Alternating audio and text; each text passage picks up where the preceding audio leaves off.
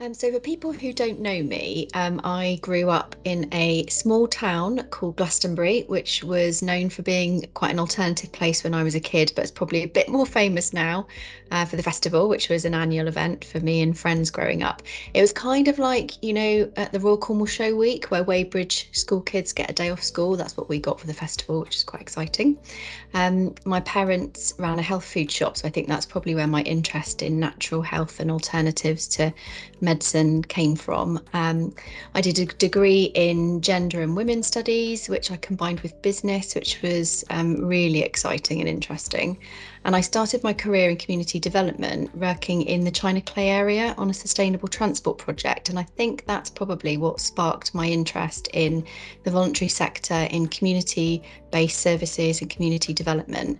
And after that, I moved into North Cornwall District Council, working as a community development officer. And I always reflect back and think that that was one of the most exciting roles I ever did in my career, which feels like it's come full circle now with doing this role, right back to where I started. But in between all of that, I've done all sorts of random things like running elections for the council. I ran committee services. I worked in policy, information governance, and finally ended up working in adult social care. And then since then, I've worked for organisations like NHS Kerno, NHS England, Age UK nationally, and have done some voluntary work over the years as well with both Volunteer Cornwall, and I was on the board of VSF. So yeah, that's a little bit about my career history. I live near Perranporth, where my partner and I run a yoga studio, which is where I'm sitting talking to you from now. He's the teacher, by the way, not me. And I have two teenagers and three dogs, which is probably far too many dogs by anybody's standards.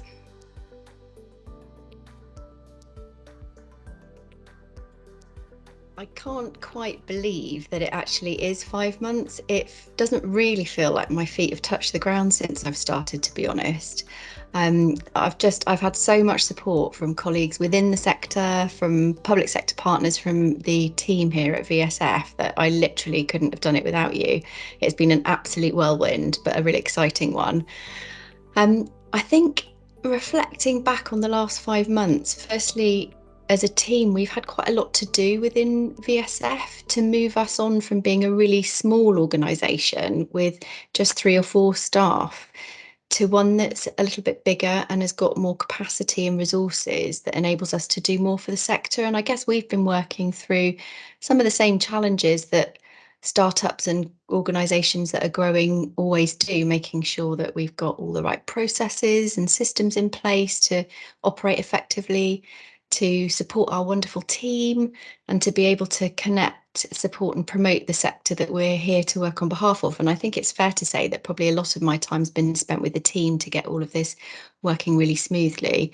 But alongside that, I suppose I've been reflecting on the fact that I've spent quite a lot of my time focused on health and NHS related issues. And I guess that's probably because the last 7 years have been spent working for NHS England, and there's so much going on for our voluntary sector colleagues in this space at the moment. So it's really important to me as we move forward in this year that I'm personally able to be more involved in a wider range of areas, because I recognise that the sector doesn't just work in health or care, it works in the environment, it works in all sorts of different areas, and I want to get out and about and do more in those other areas.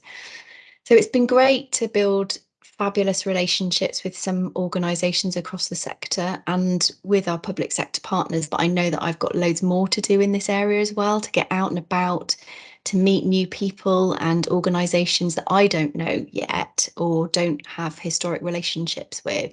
So that's something that the team and I over the next year are really challenging ourselves to do more of.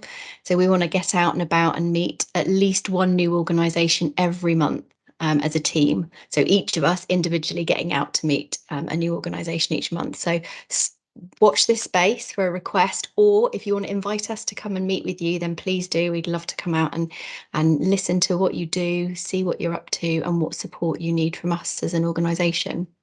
And I suppose it's worth reflecting as well, and for myself and for others, that my role in the work of VSF is really here to support, connect, and promote the voluntary community and social enterprise sectors, regardless of who the organisation is, how big or small you are, what areas you work in.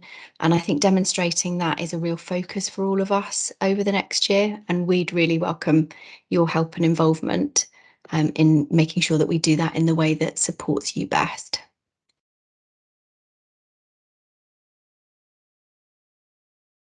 The Integrated Care Board is the new name for what we used to call Kerno Clinical Commissioning Group. And that's an organisation that historically has commissioned, so paid for the health services in Cornwall. The Integrated Care Board is a collection of organisations that cover NHS providers in Cornwall and also NHS commissioners and council services across children's public health and adults. And the grant that VSF was given came from what we called the Clinical Commissioning Group. It was £3 million, and we've split that £3 million over 3 years so that we've got £1 million per year. And the reason we did that was to ensure that whatever we spent that money on, whether it's services that we deliver or services that colleagues in the sector deliver, have some sustainable funding over a number of years. The grant, because it came from the Integrated Care Board, it obviously came with an agreement for that. It's public money, and that agreement detailed some of the areas that the money should be used for. So it might be helpful to just run through some of those. So the first area was really around how the ICB could fund VSF as an organisation to provide system leadership, communication, coordination to really strengthen and embed the voluntary community sector at all levels of the integrated care system. So that includes things like providing communication support to the Integrated Care Board that reflects the issues that are really front and centre for the voluntary sector. It enables us to attend the Integrated Care Board, have representation on the Integrated Care Area forums, health and care programme meetings. Again, it's all about ensuring that the voice of the VCSE is really embedded into the service design and delivery, and that we're really influencing strategic planning of services across Cornwall. That pillar also includes support for the sector itself to build capacity and capability to measure our impact. So one of the things that the ICB have challenged us as a sector to do better is to really demonstrate the impact that we have for people and communities in Cornwall. And we know in the sector that what we do has amazing impacts for people and communities. We see that every day, whether that's on children and young people or families, young parents, people with a disability, on the environment. But we've got to be better, I think, at consistently showing that impact and selling that impact to our public sector partners. So that's what we've called Pillar 1. And we've separated the £1 million a year into different pots. So that Pillar 1, we've allocated 18% of the annual budget to that, which is £180,000 per year. Pillar 2 is more about enabling the wider voluntary sector to engage with and participate in design, strategic planning, evaluation of services that we deliver, as well as funding things that supports the whole sector. And we allocated 22% of the annual budget to that. So that's £220,000 a year. Pillar 3 is focused on grants. So that's the pot that's about money to go to organisations who provide services for people and communities. And that money's for enabling the sector at place to increase delivery based on the priorities of the integrated care areas and to address inequalities in communities. So we have to remember that the money's come from the Integrated Care Board, which means that the expectation is that the money spent on improving health and wellbeing for people and communities and in our places. And so we've allocated 60% of the grant to that, which is £600,000 a year. And we also decided to split this in half. So £300,000 of that pot is for the integrated care forums to decide how to spend it based on the priorities in their areas. The integrated care forums are like mini integrated care boards. So they're made up of GP practices, split into three areas across the county. So you've got North and East, Mid and West. And on each forum, you've got a range of different organisations. You've got local GPs, you've got voluntary sector organisations, you've got the Community Foundation Trust, you've got representatives from the council. So it's a really multi-agency forum, and they will have the power to decide how to spend that pot of money. It's important, though, to remember that that pot still has to be spent on organisations within the voluntary and community sector. So it can't just, for example, be spent on buying a new doctor, for example. But they have to agree as a forum what that's spent on and where it's spent. And so it might be useful to tell you a bit about how much we've spent so far and what that's been spent on. So for Pillar 1, we've spent 130,000 out of 180,000, and that's been spent predominantly on our staff, which is what it was intended for. So particularly staff who provide support to health and care related thematic alliances, staff who sit on our integrated care boards and the integrated care areas. It provides support to the VCSE on data and intelligence, and capacity for those who work to influence how VCSE are involved in service design and delivery.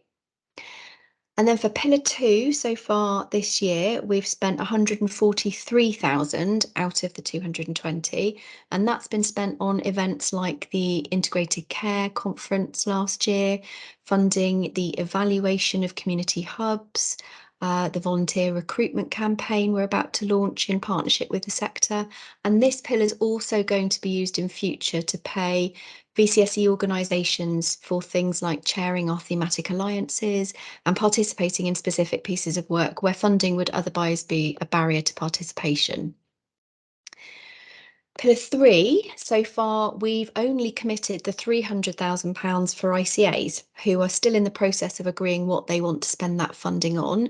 Some integrated care areas are a bit further ahead than others. So in the Mid, for example, they're using the money along with money from public health to fund community development workers, which will be employed by the voluntary and community sector in areas of highest deprivation. But the other two areas are still working up what they'd like to spend that money on. And the other 300,000 we haven't spent yet, and that's the area that we're working on and working up some application processes and some thoughts around how we prioritise where that money should be spent. I think it's really important to remember that unlike the NHS, if we don't spend all that money this year, it will just roll over to next year. So we don't lose that money. It doesn't get spent anywhere else. It just means that the pot of funding that we've got next year will be bigger. And I think one of the things I've been reflecting on is recognising that we need to work more quickly to communicate what these pots of money can be spent on, and to agree processes for how colleagues in the sector can apply for grants. And we're working really hard on that as a team at the moment. So we've got some ideas about how we might shape that around our thematic alliances, possibly, perhaps as well as broader place-based work. And we'd really welcome your suggestions for how we prioritise that spend.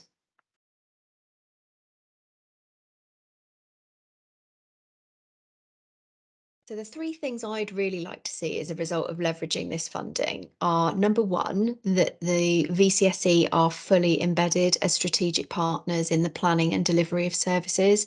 And that isn't about VSF being in all of those conversations and all of those spaces. It's about ensuring that the organisations with the most experience and expertise are in those discussions and really helping to shape how services are designed and delivered within the health and care space. But also, I really want to see VCSE embedded as long-term local delivery partners in the delivery of health and care services for our communities, communities of place and communities of identity, because VCSE are the best placed people, I think, to deliver services for people and communities. But what we struggle with is short-term funding and not being able to sustain our service delivery over a number of years. So we're really lobbying organisations like the Integrated Care Board to offer contracts that are much longer, that enable sustainable funding, and that ensure collaborations of voluntary and community sector organisations are able to deliver that. I think secondly, I want us as a sector to be better at demonstrating the impact that we have on improving the health and well-being of people and communities, the experience that people have of our services and showcasing that better and demonstrating that we really offer the best value for money. And I think we're all doing that, and we know what impact we have on the people and the communities that we serve. But I don't always think that as a sector, we're able to consolidate that and demonstrate that to our public sector partners. And the reason I want us to be better at doing that, and I think we can help with that, is because I want to see many more millions of pounds spent on voluntary and community sector organisations. And the way that we'll do that partly is by really demonstrating that we can impact on people's health and well-being, because we are the best sector to be delivering services that meet the health and well-being needs of local people and communities. So definitely all of those things resulting in more money and sustainable funding for the sector.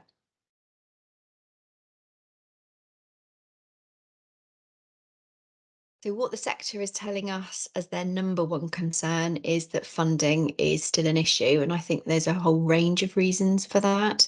People are telling us that that's partly because of the end of European funding, which Cornwall has been really reliant on over the last 20 or so years. But it's also, I think, and colleagues are saying, because the cost of living situation means that individual donations to charities, particularly our national big charities and big grant giving organisations, those individual donations are significantly reducing, which means that grant giving organisations can't fund our local VCSE organisations.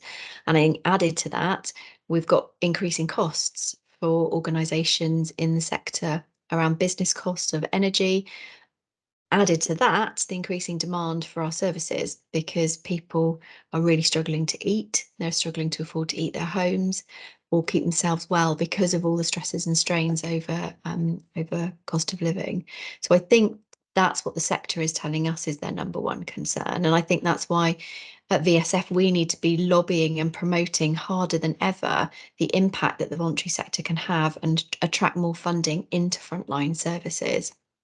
I think the other challenge that colleagues have highlighted is the health and well-being of our staff.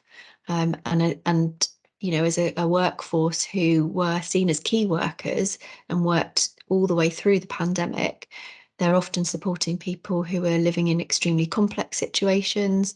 And like our NHS and public sector staff are really tired actually and worn out. So that's an area that's a real opportunity, I think, for VSF to support the sector. And I mentioned earlier that we're going to be coordinating a piece of work to look at how we can improve support for our staff over the next year as one of the sectors that you've told us you want us to focus on.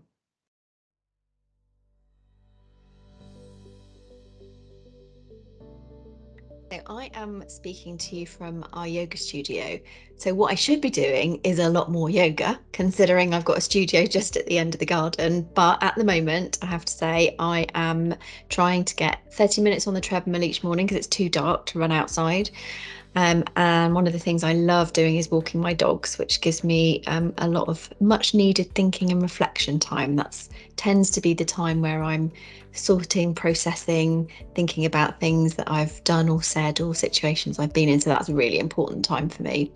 Um, I also really value time with what I call my women's conference. It's a group of women. We've known each other for a long time. That's just really important to me, having that strong circle of support. And yes, we do drink the odd glass of fizz, but we also laugh a lot, eat a lot of chocolate, cry, and help each other through all of the ups and downs of life. And I found that really valuable, having that connection with like-minded people.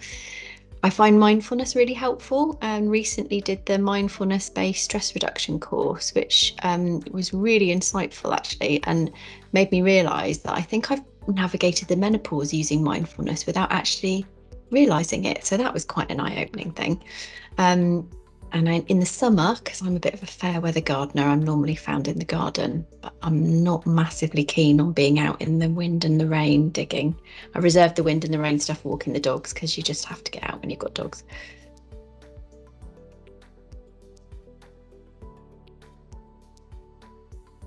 So I am partway through a book called Demon Copperhead by Barbara Kingsolver. but it's really gritty and quite hard going. So I've had to put it down a little bit because it's a little bit depressing. So I've put that to one side. It's really well written, so I would definitely recommend it. And I'm about to go away on holiday for a week. So I've packed a couple of my favourite books to reread, which I'm really excited about.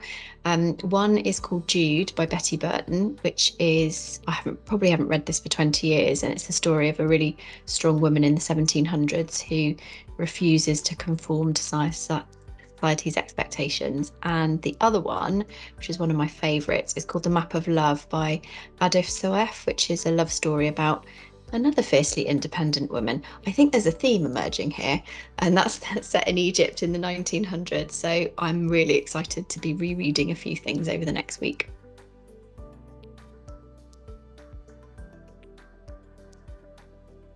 Oh, my favourite thing about Cornwall, well, it's definitely the outdoors, and having the opportunity to access the amazing green spaces and beaches and the natural environment that we're blessed with. And I do reflect on the fact that that's a real privilege, and that access isn't equally available to everybody. So it's something that I never take for granted.